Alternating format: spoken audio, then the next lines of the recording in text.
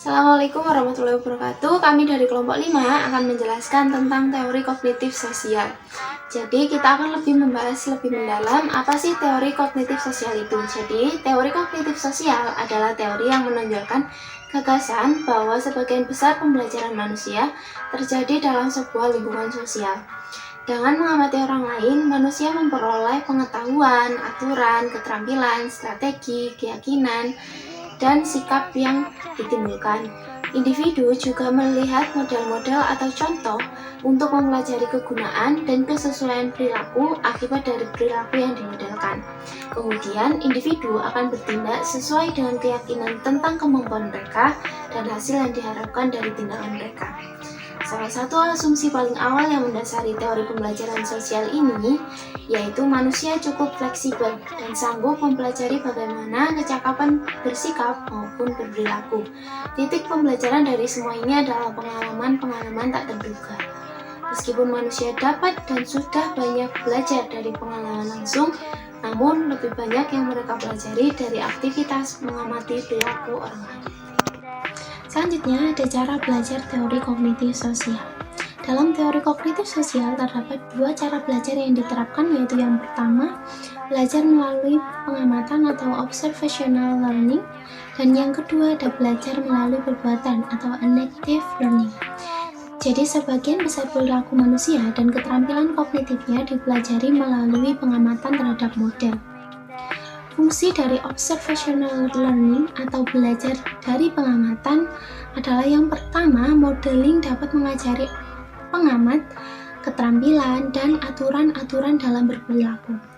Yang kedua, modeling dapat menghambat ataupun memperlancar perilaku yang sudah dimiliki individu tersebut. Yang ketiga, perilaku model dapat berfungsi sebagai stimulus atau pemicu serta isyarat bagi individu untuk melaksanakan perilaku yang sudah dimilikinya.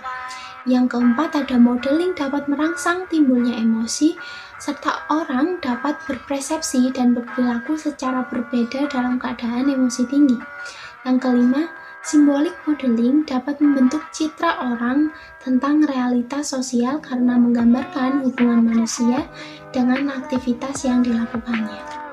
Tentu saja dalam mengamati orang lain tidak mesti berakibat belajar, karena belajar melalui observational learning ini memerlukan beberapa faktor atau prakondisi untuk memicu observasi learning ini timbul, yaitu ada 4 proses yang penting agar belajar melalui pengamatan ini dapat terjadi, yaitu yang pertama, proses memperhatikan atau attention process. Jadi belajar melalui modeling ini, pengamat perlu memperhatikan dan mempersepsi perilaku model secara tepat, sehingga karakteristik yang dibutuhkan pengamat untuk proses perhatian adalah kapasitas sensorisnya, tingkat ketertarikannya, kebiasaan persepsinya, dan reinforcement masa lalunya. Yang kedua ada proses retensi atau retention process. Informasi yang diperoleh pengamat harus disimpan dalam ingatan. Cara lain untuk mengingat adalah dengan membayangkan perilaku model atau dengan mempraktekannya. Jadi keterampilan dan struktur kognitif pengamat dapat memperkuat emosi. Yang ketiga, ada proses produksi, yaitu behavior production process. Pada tahap tertentu, gambaran simbolik tentang perilaku model mungkin perlu diterjemahkan ke tindakan yang lebih efektif. Jadi pengamat memerlukan gambaran kognitif yang akurat tentang perilaku model untuk dibandingkan dengan umpan balik sensoris dari perbuatannya. Yang keempat, ada proses motivasi. Jadi apakah orang yang mempraktekkan sudah dipelajari atau tidak tergantung pada motivasinya. Pengamat akan cenderung mengadopsi perilaku model jika perilaku tersebut pertama, secara internal pengamat memberikan penilaian yang positif, kedua pengamat melihat bahwa perilaku tersebut bermanfaat bagi model itu sendiri, dan yang ketiga menghasilkan imbalan eksternal. Lalu selanjutnya ada belajar melalui perbuatan, enactive learning. Terdapat perbedaan antara pengetahuan dan keterampilan. Dalam banyak domain, Orang perlu melampaui struktur pengetahuannya untuk mengembangkan tindakan yang terampil. Pengembangan keterampilan menurut orang untuk memiliki konsepsi yang tepat mengenai keterampilan yang ditargetkannya dan cocok dengan upayanya untuk melaksanakan keterampilan tersebut. Pengalaman merupakan kendaraan untuk menerjemahkan pengetahuan menjadi keterampilan.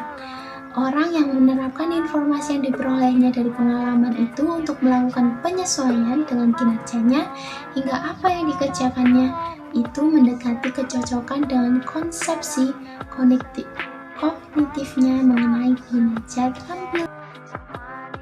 Terima kasih atas penjelasannya. Selanjutnya saya akan menjelaskan tentang motivasi belajar dan teori perilaku.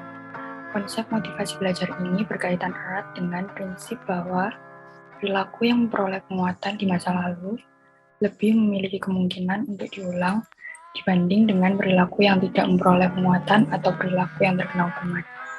Jadi, seseorang kan tidak bisa melihat masa depan, tapi mereka bisa mengantisipasi konsekuensi yang akan muncul dari suatu perilaku berdasarkan apa yang telah mereka pelajari di masa lalu. Selanjutnya ada dampak dari teori kognitif sosial. Jadi, setiap kali respon dibuat ini akan diikuti dengan berbagai konsekuensi. Ada yang menyenangkan, tidak menyenangkan, sampai tidak masuk kesadaran, sehingga dampaknya sangat kecil. Penguatan baik positif maupun negatif ini nampaknya tidak otomatis jalan dengan konsekuensi respons. Konsekuensi respons ini sendiri memiliki 3 fungsi, yaitu yang pertama, memberi informasi, yang kedua, memotivasi perilaku yang akan datang, yang ketiga, penguat tingkah laku. Selanjutnya akan disampaikan oleh rekan saya. Yang terakhir adalah kelebihan dan kekurangan dari teori kognitif sosial terhadap proses belajar dan pembelajaran. Kelebihan yang pertama adalah berfokus pada situasi yang mempengaruhi perilaku. Situasi yang dimaksud adalah lingkungan sosial itu sendiri. Nah, dalam lingkungan sosial, terdapat beberapa faktor yang dapat mempengaruhi perilaku seseorang, sehingga perilaku seseorang akan sangat tergantung dengan kondisi atau situasi lingkungan sosialnya. Yang kedua, berfokus pada alat pengamatan, perilaku sosial emosional, dan motivasi. Hal ini menjelaskan bahwa teori kognitif sosial terhadap proses belajar dan pembelajaran mampu menguraikan tentang modeling, konstruksi, dan motivasi yang terbentuk, sehingga meningkatkan efisiensi dalam pemahaman perilaku yang sedang diamati oleh seseorang.